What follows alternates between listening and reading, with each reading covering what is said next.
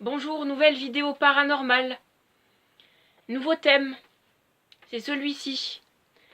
Les miroirs sont des passerelles pour le monde spirituel. Les miroirs, superstitions et légendes. Depuis toujours, les miroirs sont des objets de mythe. Réputés pour leur capacité à refléter le passé et l'avenir, ils étaient supposés emprisonner des esprits, dissimuler des démons et dérober un peu de l'âme de celui qui s'y contemplait. Le diable aurait inventé les miroirs afin de capturer les âmes des défunts, et certains mages les considéreraient comme des portails s'ouvrant sur le monde spirituel. Autrefois, lorsqu'une personne venait à mourir, il était coutume de recouvrir les miroirs d'un voile noir pour éviter que son âme se retrouve emprisonnée à tout jamais. Derrière la glace de l'un d'en eux, et cette tradition subsiste encore en certains endroits. Pour savoir si un ancien miroir est hanté, il faudrait placer 2 grandes bougies blanches de chaque côté du miroir. Puis, aux 12 coups de minuit, regardez le miroir entre les 2 bougies. S'il est vraiment hanté, alors apparaîtraient un ou plusieurs fantômes. Suivant certaines traditions, aucun miroir ne doit être accroché dans une pièce où une personne est décédée durant les 16 mois qui suivent. Une fois cette période écoulée, il serait alors possible d'y placer un miroir sans risque, à condition que ce dernier soit neuf. Apercevoir des proches qui ne s'étaient jamais manifestés auparavant dans un miroir signifierait qu'ils ont un message à transmettre.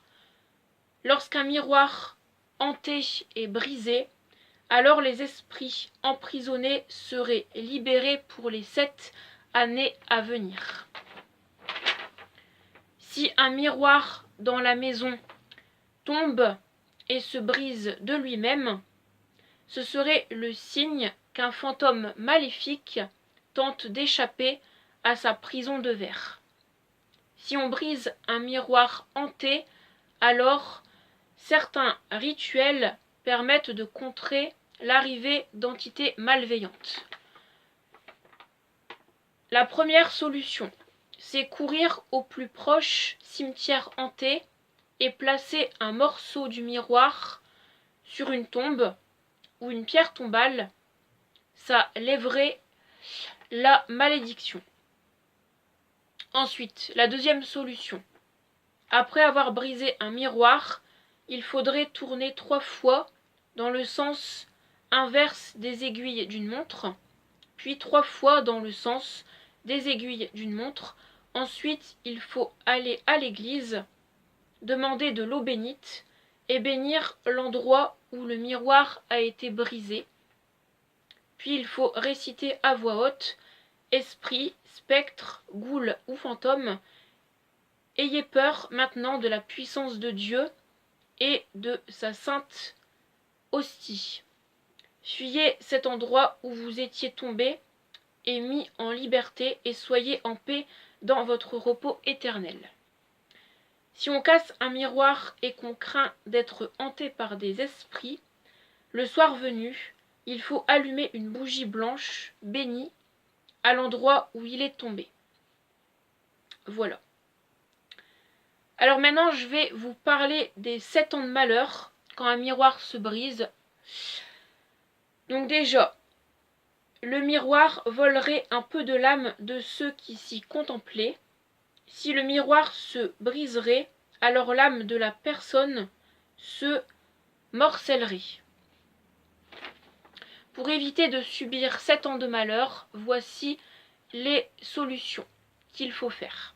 La première, c'est briser le miroir en minuscules fragments, de telle sorte qu'il ne reflète plus rien. Puis, de ramasser les morceaux et de les enterrer à l'extérieur la nuit au clair de lune.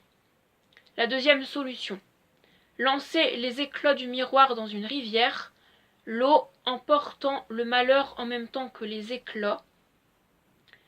La troisième solution, c'est celle-ci, laisser les morceaux en place durant 7 heures, sans en toucher aucun, puis après les 7 heures passées, il faut faire disparaître le tout au plus vite. Voilà. Donc, je vais vous parler d'une théorie que je trouve intéressante. Au plus on se contemple dans un miroir, au plus ça peut devenir une malédiction, parce que, avec ce que je vous ai dit, le miroir emporterait des fragments de notre âme sans qu'on peut s'y apercevoir, et du coup les fragments de notre âme peuvent se mettre dans le miroir en question, et du coup au moment de notre mort, peut-être que notre âme est moins pure, et ça peut poser problème. Voilà. Pourquoi pas, je ne sais pas si c'est vrai, mais avec les recherches que j'ai fait, que je vous ai dit, il y a peut-être une part de vérité. Peut-être pas, mais je trouve intéressant d'en parler. Et deuxième théorie, c'est que un miroir dans une chambre, ça peut, selon moi, porter malheur. Voilà. Et en tout cas, moi, je détesterais avoir un miroir dans ma chambre. Je ne supporterais pas, je me sentirais mal à l'aise. Je sentirais que l'atmosphère serait un peu oppressante. Et ça me gênerait beaucoup. Donc moi, c'est sûr et certain que je n'aurai jamais de miroir dans ma chambre. Merci, à tout à l'heure. Bye. Ciao.